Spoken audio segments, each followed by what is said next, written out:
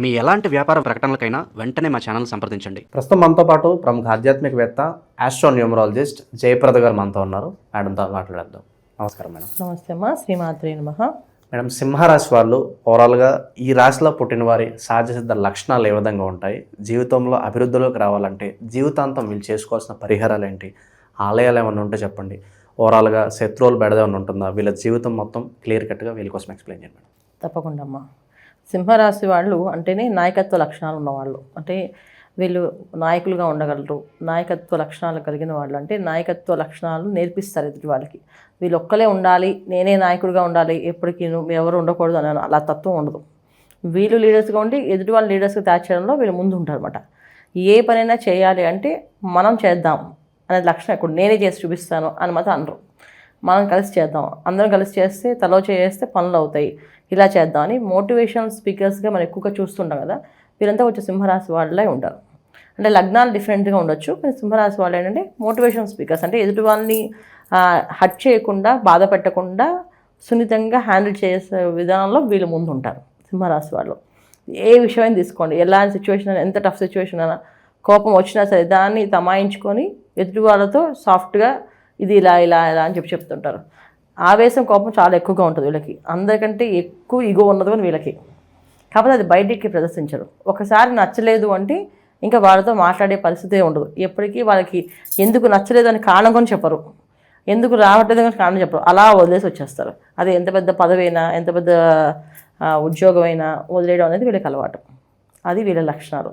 మనం సహజంగా తీసుకుంటే లక్షణాలు ఇవి వీళ్ళవి. అయితే దీంట్లో మనం తీసుకుంటే ఇది తత్వంలో చూసుకుంటే అగ్నితత్వ రాశి. అందువల్ల అంటే వేడి శరీర తత్వం ఎక్కువగా ఉంటుంది. ఆలోచన ఎప్పుడు కూడా చాలా పదునుగా ఉంటుంటాయి. ఏ పనైనా చేయాలి అంటే తొందరగా చేద్దామని డిసైడ్ అయిపోతారు. అంతే, ఎంత తొందరగా కలిసిపోతే అంత తొందరగా విడిపోతారు. ఒక విధంగా చెప్పాలి అంటే వీళ్ళని ఎక్కువగా ఎమోషనల్గా వీళ్ళని కట్టడి చేయలేం. ఇక్కడ వీళ్ళు ఏంటంటే మనం ఏదైనా మానవత్వంతో మాట్లాడితే ఇది ఈ విధంగా చేద్దాం అనుకుంటున్నాం, మా ఆలోచన విధానం ఇలా ఉంది అని చెప్తే దాన్ని వీళ్ళు ఇష్టపడతారు. అంతేగాని నేను ఏడ్చాను నువ్వు అందుకే నేను ఒప్పుకోవాలంటే అలా దానికి ఒప్పుకోరు వాళ్ళు, దానికి ఇష్టపడరు. మనం ఏడిస్తే పనులు అవుతాయని అన్నది వీళ్ళ దగ్గర జరగవు. వీళ్ళకి ఏదైనా సరే మానవత్వ సహజంగా ఉండేది ధర్మ మార్గమై ఉండాలి. ఆ చేసే పనుల్లో ఎంత ధర్మం ఉంది అనేది చూస్తుంటారు. దీనివల్ల ఎదుటి వాళ్ళకి ఉపయోగపడుతుంది, నాకు ఉపయోగపడుతుంది అంటే చేస్తారు. ఓన్లీ ఎదుటి వాళ్ళకి ఉపయోగపడుతుంది అంటే వాళ్ళు చేయరు. సో నాకు ఉపయోగపడాలి, అలాగే ఎదుటి వాళ్ళకి ఉపయోగపడాలి, రెండూ కావాలి అనే లక్షణం ఎక్కువగా ఉంటుంది. అందుకే సింహరాశి మనం తీసుకున్నప్పుడు వాళ్ళకి చేయాలంటే వాళ్ళ వ్యాపారాలు, ఉద్యోగాల్లో అన్నింటిలో కూడా అడ్మిన్స్గా పనిచేస్తుంటారు. అంటే ఒక సంస్థను నిలబెట్టాలన్నా, ఆ సంస్థలో మంచి మార్గాలు అందరితో చేపించాలన్నా వీళ్ళు ముందుండి చేస్తారు. ఇది మీరే చేయాలి అని అప్పచెప్పితే చాలా ధర్మంగా చేస్తారు. ఏంటి వీళ్ళు అనుమానంతో వీళ్ళకి అప్పచెప్పితే మాత్రం వాళ్ళ యాటిట్యూడ్ అంతా చూపిస్తారు. అంటే వీళ్ళ వల్ల కాదు, వీళ్ళు ఏం చేస్తే చూద్దాంలే అని వీళ్ళు ఏదన్నా తక్కువ అంచనా వేస్తే మాత్రం ఆ అంచనాకి మళ్ళీ వాళ్ళు ఎందుకులా వీళ్ళకి పెట్టుకున్నాం, వీళ్ళతో మనం అనే బాధ తెప్పించేస్తున్నట్టే చేస్తారు. అంత కోపంగా ఉంటుంది వీళ్ళకి. అయితే ఏంటంటే ఇవన్నీ సెకండరీ. ఫస్ట్ హాఫ్ ఏంటంటే వీళ్ళది చేసే తత్వమే ఉంటుంది. ఎప్పుడు కూడా కోపం తొందరగా వస్తుంది, అంత తొందరగా శాంతపడతారు. అయితే ఏంటి ఇక్కడ వాళ్ళ ఈగోని ఎప్పుడు టచ్ చేయకూడదు. బాధ పెట్టామంటే మాత్రం అది ఇంకా ఖచ్చితంగా ఏ రోజుకి ఇంక సెట్ అవుతుంది, అది ఎప్పటికీ అలా ఉండిపోతుంది. ఇది సింహరాశి వాళ్ళ లక్షణాలు. ఇక మనం ఉద్యోగం, వ్యాపార విషయాల్లో తీసుకుంటే చాలామంది ఉద్యోగాలకి ఇష్టపడుతుంటారు. ఎందుకంటే వ్యాపారం చేసేటప్పుడు వీళ్ళకి ఆర్థికపరమైన ఇబ్బందులు ఎక్కువగా ఉంటాయి. ఎప్పుడు కూడా వీళ్ళు సొంతంగా సంపాదించుకొని చేసుకుంటారు. ఎందుకంటే ద్వితీయ స్థానం వీళ్ళకి కన్య అయింది. కన్య ద్విస్వభావ రాశి.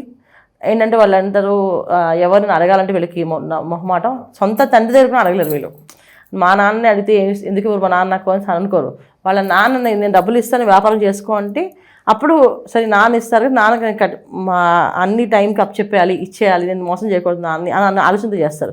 కానీ వీళ్ళు నోరు తెచ్చుకొని అడగరు. అందరూ ఏంటంటే వీళ్ళు ఉద్యోగాలు వెతుక్కుంటూ ఉద్యోగాలు చేస్తూ ఉంటారు. చాలామంది జాతకాల్లో వీళ్ళకి యోగాలు చాలా తక్కువగా ఉంటాయి. సింహరాశి వాళ్ళకి పెద్ద పెద్ద యోగాలు ఉండవు, వీళ్ళకి చాలా తక్కువ ఉంటాయి. ఎందుకు తక్కువ ఉంటాయంటే మళ్ళీ అది సింహరాశి పుట్టడమే ఒక విధంగా ఏంటంటే మనం ధర్మార్థ కామ మోక్షాల్లో ధర్మస్థానం అవుతుంది అది. సో అంటే ఏంటంటే ఏదో ధర్మం కోసం ఈ పాటుపడడానికి కోసం వచ్చిన వాళ్ళు సింహరాశిలో ఉంటారు. వీళ్ళకి కష్టాలు ఎక్కువగా ఉంటాయి, అలాగే పనులు ఎక్కువ, బాధ్యతలు ఎక్కువగా ఉంటాయి. అలాగే వీళ్ళకి ఏది చేస్తే కలిసి రాదు. ఇది సింహరాశి వాళ్ళకి. అంటే కలిసి రావడానికి కారణం ఏంటంటే వాళ్ళు ఏ పని ఎంతవరకు చేయించాలో చేయించిన తర్వాత వాళ్ళతో రుణం తీరిపోతుంది, వాళ్ళు వదిలేసి వెళ్ళిపోతారు వెళ్ళి. అదే వీళ్ళు స్నేహితులతో ఉండి ఏదో మొత్తం హెల్ప్ చేస్తారేమో అనుకుంటే వాళ్ళకి అన్నీ చేస్తారు. వాళ్ళు వీళ్ళు అవసరం పని వీళ్ళు వదిలేసి వెళ్ళిపోతుంటారు. మళ్ళీ వీళ్ళు వెళ్ళి వాళ్ళు చేసి అడగడం ఇష్టం ఉండదు. అంటే జాలిపడ్డం, ఎదురు వాళ్ళు వీళ్ళ మీద జాలిపడ్డం కానీ, వీళ్ళు దయాదాక్షిణాలు చూపించడం కానీ, అడగడం కానీ వీళ్ళకి ఇష్టం ఉండదు. ఏం చేసినా కూడా ప్రతిఫలం ఆశించకుండా చేస్తే బాగుంటుంది అంటారు వీళ్ళు. ప్రతిఫలం ఆశించాలి అంటే ఖచ్చితంగా ఆశించకూడదు. ఆశించినా రాదు పాపం. దానివల్ల ఏంటంటే వాళ్ళు ఇంకా మానసిక బాధ ఎక్కువగా ఉంటుంది. సో ప్రతిఫలం అనేది రాకుండానే వీళ్ళు చేసుకుంటూ వెళ్ళిపోతూ ఉంటారు. అది వీళ్ళ సింహరాశి. అంటే చాలామంది సింహరాశి వాళ్ళు మా లైఫ్ పెద్ద ఏం మార్పు ఉండదండి అంటారు. మార్పు ఉండకపోవడం కానంటే గత జన్మలో చేసుకున్న ప్రారంభ కర్మల కోసమే పుట్టింది సింహరాశి వాళ్ళు. అది వీళ్ళకి. అంటే వీళ్ళకి సింహరాశిలో పుట్టడం అంటే సింహం అధిపతి. అంటే సింహం అని మనం ఎప్పటికీ చెప్పామా అంటే ఏంటి ఇక్కడ అర్థం ఏంటంటే ఎప్పటికీ తిండికి బట్టకి లోటు ఉండదు. ఎక్కడున్నా రాజులాగా బతుకుతారు. సింహరాశి అంటే రాజు కదా. సో రాజులాగా బతుకుతారు. ఆ రాజరికమైనది ఎక్కడికి పోదు, వీళ్ళకి ఉంటుంది. అయితే అది బాగుంటుందా, బ్రహ్మాండంగా ఉంటుందా అనేది డిపెండెన్స్ వాళ్ళ పర్సనల్ జాతకాలను మనం చూస్తే చెప్పగలుగుతాను. అంటే వీళ్ళు బాగుంటుంది లేదా బాగాలేదనేసి. అదర్వైజ్ మామూలు సింహరాశి తీసుకుంటే ఓకే, రాచరికంగా వీళ్ళ లైఫ్లో ఎప్పుడు కూడా అడవిలోకి వెళ్ళినా అన్నం దొరికే రాశి ఈ సింహరాశి.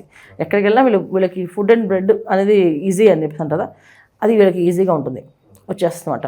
వివాహ వ్యవస్థ కావచ్చు, ఓవరాల్గా కుటుంబ పరంగా లవ్ అండ్ అఫెక్షన్స్ పరంగా ఎలా ఉంటుంది ఓవరాల్గా వీళ్ళకి? సింహరాశి వాళ్ళకి లవ్ ఫెయిలియర్స్ ఎక్కువగా ఉంటాయి. ఎందుకంటే వాళ్ళు కమర్షియల్గా లవ్ చేసే వాళ్ళే ఉంటారు.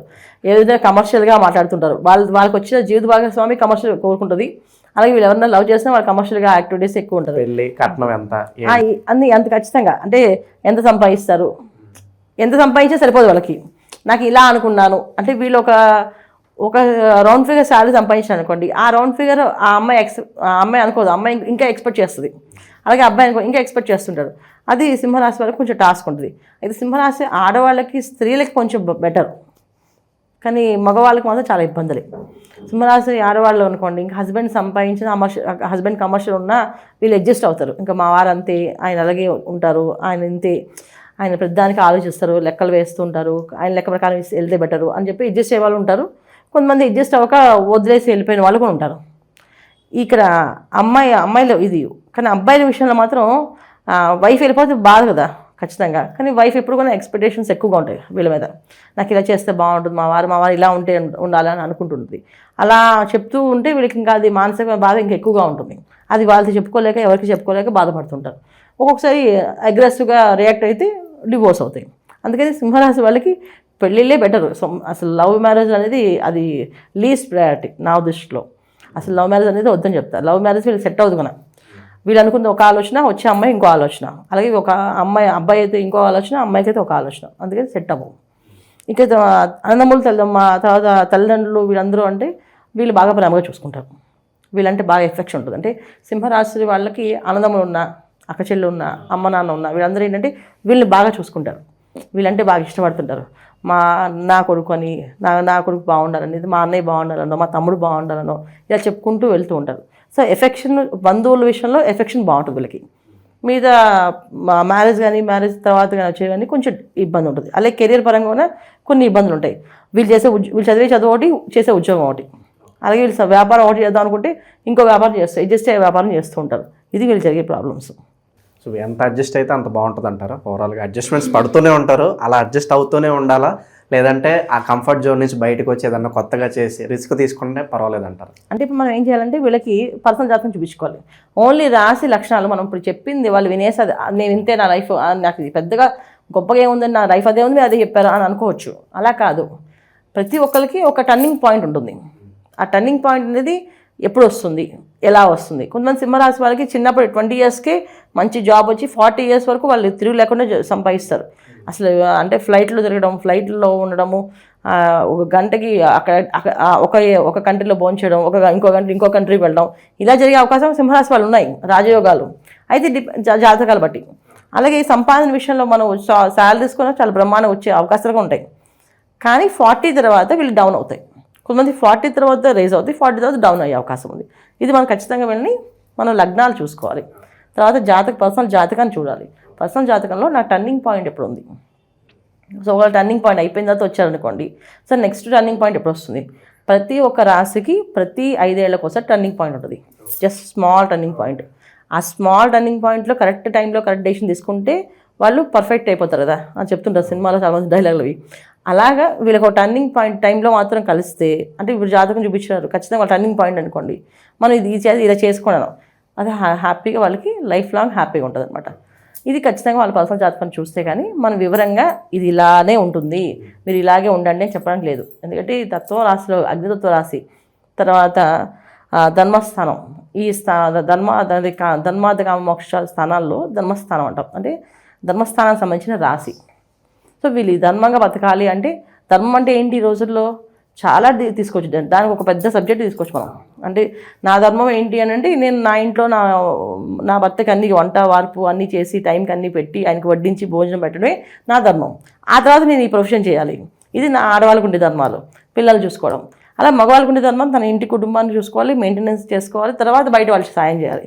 సో ఇలాంటి విషయాల్లో వీళ్ళు వెనక ముందు అవుతారు. చాలామంది బయట సేవ చేస్తుంటారు, ఇంట్లో మిస్ అయిపోతుంటారు. కొంతమంది ఇంట్లో చేస్తూ ఉంటారు, బయట చేయడం మానేస్తుంటారు. ఈ రెండు కాదు, రెండింటిని కలిపి చేసే బ్యాలెన్స్ చేసే ఏదైనా ఉందో అది సింహరాశి అనమాట. సో ఈ రాశి మనం చూసుకోవాలి అని కూడా ఖచ్చితంగా వీళ్ళు పర్సనల్ జాతకాన్ని చూపించుకోవాలి, అంతే. ఇక ఈ రాశికి సంబంధించి నక్షత్రాల గురించి చెప్పండి మేడం. వాళ్ళకి ఓవరాల్గా ఈ నక్షత్రాల గురించి ఏం చెప్తారు, ఈ రాశిలో ఉన్న నక్షత్రాల గురించి? అలాగే నక్షత్రానికి అధిపతులు అంటూ ఉంటారు. అవును, అధిపతుల ప్రకారం ఎటువంటి పుణ్యక్షేత్రాలకు వెళ్తే బాగుంటుంది అంటారు, ఆ నక్షత్రాలు వాళ్ళు పర్టికులర్గా? అలానే అది సింహరాశికి రాశి అధిపతి ప్రకారం మనం చూసుకుంటే అండి, రవి ఒక తత్వం ఉన్న రాశి. అంటే సూర్య భగవానుడు మనం నిత్యం ఆరాధించే దైవం, నిత్యం కనిపించే భగవంతుడు, ప్రత్యక్ష సాక్షి ఆయన మనకి. సో ప్రతిరోజు ఆయన వెలుగుతోనే మనం అందరం పొదుగుతున్నాం చెప్పాలంటే. ఆయన కిరణాలు లేకపోతే ఎవరు ఇక బతికే అవకాశమే లేదు, మొత్తం అందరికీ ఆయుధాలు ఆగిపోతాయి. సో అలాంటి తత్వమైన రాశి కనుక వీళ్ళు పొద్దున్నే లేవగానే సూర్యోదయం పూర్వం నిద్ర లేవడం చాలా విశేషం వీళ్ళకి. అలాగే సూర్య నమస్కారాలు చాలా విశేషం ఫలితాలు ఇస్తాయి. ఎవరైనా సరే మార్నింగ్ లేచారంటే చక్కగా స్నానం చేసి సూర్య నమస్కారాలు చేయడం చాలా వీళ్ళకి బాగా డే బై డే గ్రో అవ్వడానికి అవకాశం ఉంటుంది. ఇంకా నక్షత్రాల వైజ్ మనం తీసుకుంటే దీంట్లో మకా నక్షత్రం 4 పాదాలు ఉంటాయి. మకా నక్షత్రం 1, 2, 3, 4 పాదాలు మకా నక్షత్రం వాళ్ళు ఉంటారు. అలాగే పుబ్బ 1, 2, 3, 4 పాదాల వాళ్ళు పుబ్బ నక్షత్రం. అలాగే ఉత్తర ఫాల్గుణ నక్షత్రం, ఇది 1వ పాదం దీంట్లో ఉంటుంది. అంటే ఈ మకా నక్షత్రానికి అధిపతి కేతువు. సో అంటే జ్ఞాన ప్రదాత, మోక్షకారకుడు, ఏ విషయమైనా బాగా అనాలిసిస్ చేయగలుగుతారు, దేన్నైనా వీళ్ళు అనాలిసిస్ చేస్తుంటారు.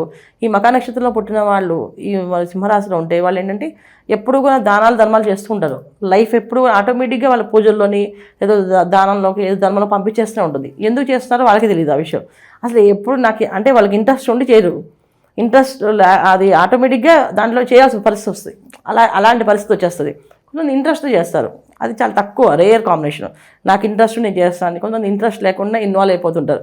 ఇది ఏమంటే ఈ పూజ చేయాలి, దీనికి మీరే సహకరించాలంటే వీళ్ళు ఫైనాన్షియల్ సపోర్ట్ చేయడమో లేకపోతే ఏదైనా పేరు తీసుకొచ్చి అంటే దాని ప్రకారం అది దారి చూపించడము ఖచ్చితంగా చేయాలి.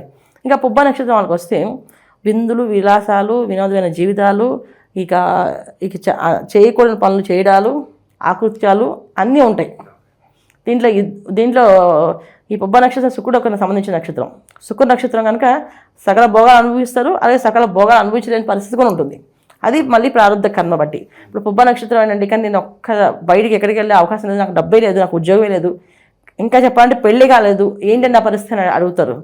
దానికి వాళ్ళ ప్రారంభ కర్మ ఏముందో చేసుకోవాలి. ఇది సింహరాశిలో పుట్టిన వాళ్ళకి. అందుకే మన సింహరాశి అనగానే మనం ఖచ్చితంగా వాళ్ళ జాతకాన్ని చూడాల్సిందని చెప్పాము, అది విషయం. ఇంకా ఉత్తరా ఫాల్గుణ నక్షత్రం, ఇది రవి నక్షత్రం సంబంధించింది. సో రవి నక్షత్రం కనుక వీళ్ళు కొంచెం లీడర్షిప్ క్వాలిటీస్ ఎక్కువగా ఉంటాయి. డే బై డే గ్రో ఉంటుంది వీళ్ళది, బాగుంటుంది. ఎప్పుడు దాకా ఉంటుందంటే డిపెండెన్స్ మళ్ళీ వాళ్ళ జాతకంలో ఉండబట్టి. ఇప్పుడు కొంతమందికి 40 years వరకు తిరుగు లేకుండా రాజ్యం వెళ్తారు, తర్వాత డౌనే. ఇంకా తర్వాత ఏది ముట్టుకున్నా అది ఒక రకమైన మసి అయిపోతుంటుంది అనమాట. అది బాధపడుతుంటారు, దేనికి అయిపోతున్నాను నేను, ఎందుకు ఇంత డౌన్ అయిపోతున్నా అని. హై నాలెడ్జ్ ఉంటుంది మళ్ళీ నువ్వు, కానీ ఉపయోగపడదు వాళ్ళకి. ఇది నక్షత్రాలు. సో మనం తీసుకుంటే సో ఇంకా మన సింహరాశి వాళ్ళు తీసుకోవాల్సిన జాగ్రత్తలు అంటే ఆదివారం చాలా నిష్ఠగా ఉండాలి. ఆదివారం రోజున వీళ్ళు హెయిర్ సలూన్స్కి వెళ్ళడం కానీ, బ్యూటీ పార్లర్స్కి వెళ్ళడం కానీ ఇలాంటి పనులు ఏమి చేయకూడదు. అలాగే సాత్విక ఆహారం తీసుకోవాలి. ఈ తామస గుణం, రజోగుణం కలిసిన ఆహారాలు తీసుకోకూడదు. అంటే ఏంటంటే నాన్ వెజ్ తీసుకోకూడదు, వెజ్ తీసుకోవాలి, వెజిటేరియన్ తినాలి వీళ్ళు. అలాగే వీళ్ళు ఆదివారం రోజున చాలా నియమనిష్టాలతో గుడికి వెళ్ళడం, గుడిలో పూజలు చేయించుకోవడం, అభిషేకం చేయించడం, అవి చేయించడం. ప్రతి ఆదివారం వీళ్ళు ప్రతి ఒక్క టెంపుల్ కూడా ఉంటుంది. ఇప్పుడు రావి వృక్షం అని, ఆ వృక్షాన్ని ప్రదక్షిణాలు చేయాలి, ఖచ్చితంగా 11 ప్రదక్షిణాలు చేయాలి వీళ్ళు. అలాగే అరుణాచలం క్షేత్రాన్ని దర్శనం చేసుకోవాలి. ఎవ్రీ ఇయర్ అరుణాచలం వెళ్ళడం అంటే అగ్నిక్షేత్రం, అది వీళ్ళ అగ్నితత్వ రాశి. సో వీళ్ళకున్న లక్షణాలు ఏవైతే ఉన్నాయో అవి అంటే వీళ్ళలో ఉన్న మలినాలమైన గుణాలు అంటే చెడు గుణాలు అన్నీ కూడా కరిగిపోవాలంటే ఒకసారి గిరి ప్రదక్షిణ చేయాలి అరుణాచలంలో. ఈ గిరి ప్రదక్షిణ చేయడం వల్ల వీళ్ళు చాలా అదృష్టమైన జీవితాన్ని, ఆనందమైన జీవితాన్ని అనుభవించే అవకాశం ఎక్కువగా ఉంటుంది. చివరిగా వీళ్ళు డబ్బు పరంగా లైఫ్ లాంగ్ కూడా ఎటువంటి సూత్రాలు పాటిస్తే బాగుంటుంది అంటారు, లాస్ లేకుండా ఉండాలంటే వీళ్ళు? అది వాళ్ళ జాతకం చూపించాల్సిందే. ఎందుకంటే నేను ఇది చేసేయండి వచ్చేస్తాను అందాం చెప్పను. ఎందుకంటే ఇది అగ్నితత్వ రాశి, ధర్మ రాశి, మీకు ఇన్ని లక్షణాలు చెప్పా కదా. ఖచ్చితంగా వాళ్ళ పర్సనల్ జాతకాన్ని చూపించుకుంటేనే మాకు జీవితంలో మేము సంపాదిస్తామా, అసలు అదే డబ్బు ఉంటుందా, అసలు మాకు పేరు ప్రఖ్యాతులు ఉంటాయా, మేము ప్రొఫెషనల్గా సెటిల్ అవుతామా, ప్రొఫెషనల్గా ఎదగలమా, ఇవన్నీ కూడా ఏంటంటే పర్సనల్ జాతకమే చూడాలి. ఎందుకంటే మనం జస్ట్ ఇలా చెప్పేస్తే అలా ఉండకపోవచ్చు వాళ్ళకి. ఖచ్చితంగా మాకు లేదండి అంటారు, ఖచ్చితంగా ఉండదు. ఎందుకు ఉంటుంది? ఎందుకంటే ప్రతి ఒక్క మనిషికి మన చేతికున్న 5,000 ఒకలా ఉండవు. ఈ 5,000 డిఫరెంట్ ఎందుకు పెట్టే దేవుడు అంటే ఇది అన్ని కలిపిది ఒక పిడికలు వస్తుంది, అలాగే కలిపితే మనం తినగలుగుతాం. అలాగే మన లగ్నం ఏమిటో, మన దశ ఏమిటో, అంతర్దశ ఏమిటో చూసుకోవాలి. నక్షత్రాలు రాసి ఓకే, అలాగే మన పుట్టిన తేదీ ఒక కాంబినేషన్, పుట్టిన తేదీ ఏ తేదీలో పుట్టామనేది, అలాగే డెస్టినీ ఏముంది మన లైఫ్లో, ఈ డెస్టినీ నెంబర్ కూడా మనకు చూపిస్తుంది, దేవుడు ఇస్తాడు. డెస్టినీ నెంబర్ ఏంటంటే ఏంటి, బర్త్, మంత్, ఇయర్ మొత్తం అన్ని కలిపితే అది డెస్టినీ వస్తుంది. ఆ డెస్టినీ నెంబర్ బట్టి వీళ్ళ జీవితం కూడా ఉంటుంది. సో ఇన్ని మనం చెక్ చేయాలంటే పర్సనల్ జాతకాన్ని చూడాలి తప్ప జస్ట్ చెప్పేస్తే అవ్వదు. ఓవరాల్గా సింహరాశి వాళ్ళ జీవితం వాళ్ళ కళ్ళకు కట్టినట్టుగా మొత్తం ముందు చూపించారు. ఓవరాల్గా ఎలా లైఫ్ లాంగ్ ఎలాంటి జాగ్రత్తలు తీసుకోవాలి అద్భుతంగా వివరించారు. ధన్యవాదాలు. నమస్తే అమ్మా. శ్రీమాత్రే నమః.